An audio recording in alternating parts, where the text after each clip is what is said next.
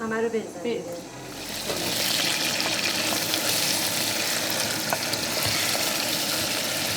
الان ربشو بیارم؟ نه الان زردچوبه. اول زردچوبه رو یکم می‌ریزیم.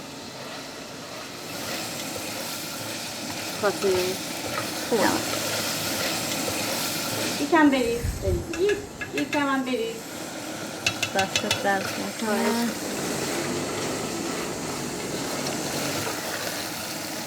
آب جوشه بیا. بریز. کافیه. حالا دیگه الان خلال بادام هم یکم میریزیم توش. خب دیگه فکر کنم خلال بادامش هم دیگه کافی باشه. بله. آجیلش درست کنیم. زعفرانش کردی؟ زعفران اینجا بده. بدم. دستت درد.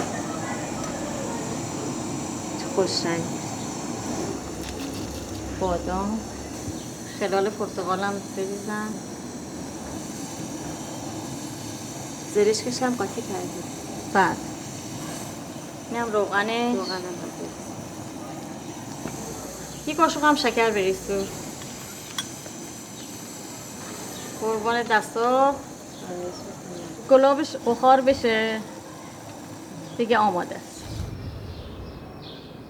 اول یه لایه برنج سفید میریزیم زیر. چقدر هم خوش رنگ شد. خیلی خوش رنگ شد. پس لایه گوشته میره. بله. رو برنج. یکم هم هل دارچین باز اضافه میکنیم روی خورشت ما. حالا برنجمون رو میریزیم روش بعد دوباره که قشنگ تمام خورشت بگیره. دیگه این مرحله آخرش. خوش رنگ شد. همه این آجیل میریزیم رو برنج. قشنگ همه جاشو بپوشونه. پسته‌ش هم که پسته قزوینه سبز، مخصوصا رو قیمه نثار بریزید. سبزش خیلی به این جلا میده. بفرمایید تا قیمه نثار.